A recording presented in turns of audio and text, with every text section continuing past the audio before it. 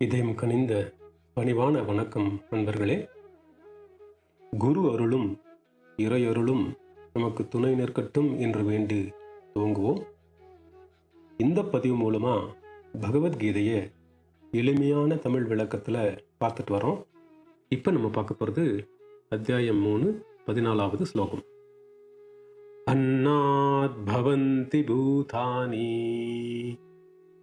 பர்ஜன்யாதன்ன சம்பவः யஜ்ஞாத் பவதி பர்ஜன்யः யஜ்ஞः கர்ம சமுத்பவः. அடுத்து 15வது ஸ்லோகம். கர்ம பிரம்மோத்பவம் வித்தி பிரம்மாக்ஷர சமுத்பவம் தஸ்மாத் சர்வகதம் பிரம்ம நித்யை யஜ்ஞே பிரதிஷ்டிதம். 14வது ஸ்லோகத்துக்கான அர்த்தம். இந்த பூமியில் வாழும் உயிரினங்கள் அனைத்துமே உணவை உண்டு உயிர் பிழைக்கின்றன. உயிர் வாழ உணவு முக்கியம். அந்த உணவானது இயற்கையின் கொடையான மழையால் மட்டுமே உற்பத்தியாகிறது. அந்த மழையானது நாம் செய்யும் கர்மாவை யஜ்யம் செய்வதால் உருவாகிறது. 15வது ஸ்லோகத்திற்கான அர்த்தம். மனிதர்களுக்கான கடமைகள் வேதங்களில் விவரிக்கப்பட்டுள்ளன. மேலும் வேதங்கள் கடவுளால் வெளிப்படுத்தப்படுகின்றன. எனவே எங்கும் நிறைந்த இறைவன் தியாகச் செயல்களில் நித்தியமாக இருக்கிறார். இப்போ இதை நம்ம எளிமையா புரிஞ்சிக்க முயற்சி பண்ணலாம். இந்த பூமியில வாழ்ற எல்லா உயிரினங்களும் உணவின் மூலம் வாழ்கின்றன. இதைத்தான் அன்னாத் பவந்தி பூதானி அப்படின்னு சொல்றாங்க இங்க. அதனாலதான் நம்ம பெரியவங்க உண்டி கொடுத்தோர் உயிர் கொடுத்தோரே அப்படின்னும் தானத்தில் சிறந்தது அன்னதானம் அப்படின்னும் சொல்லியிருக்காங்க.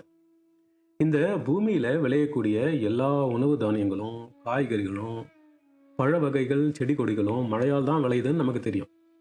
அதனால தான் வானம் பார்த்த பூமி அப்படின்னு பெரியவங்க சொல்லுவாங்க இல்லைங்களா. ஆனால் இந்த மழை நாம் செய்கிற யாகத்தால் யஜ்ஞம் என்று சொல்லப்படுகிற தியாகத்தால் உருவாதுன்னு வேதங்களில் சொல்லப்பட்டிருக்கு. ஆமாங்க, ஒருவர் நமக்கு விதிக்கப்பட்ட கடமைகளை எப்போ கர்மயோகமாக பண்ணுறாரோ அவர் தன்னோட அகங்காரம், ஆணவம், பேராசை, கோபம் இது எல்லாத்தையும் யாகத்தில் ஞானாக்னியில் பகவானுக்கு அர்ப்பணிக்கிற மாதிரி ஸ்வாஹா அப்படின்னு கொடுக்குறாரு. அப்போ அது தியாகமாகுது.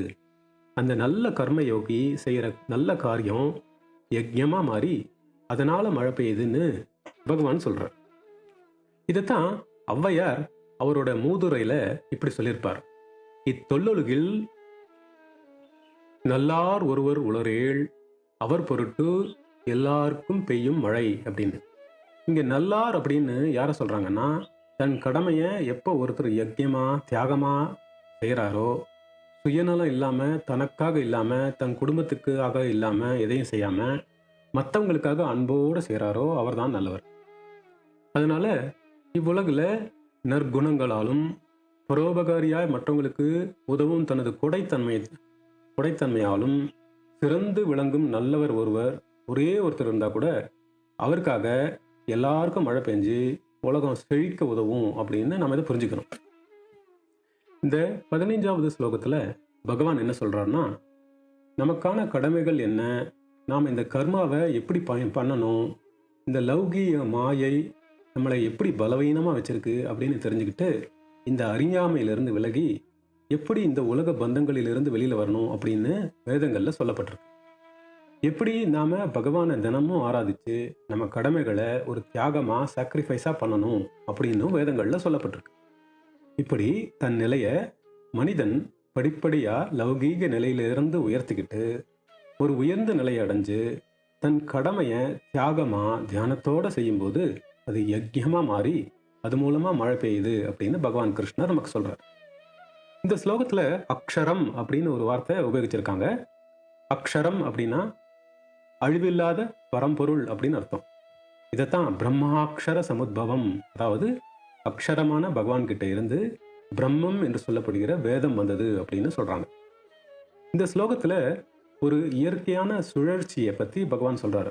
அதாவது அக்ஷரமான பகவான் கிட்ட இருந்த வேதமும் இந்த வேதத்திலிருந்து மனிதனுக்கான யஜ்யம் அப்படின்னு சொல்லப்படுகிற நித்திய கர்மங்கள், அந்த யஜ்யத்தினால் மழை, அந்த மழையினால் விவசாய பொருட்கள் உருவாகின்றன.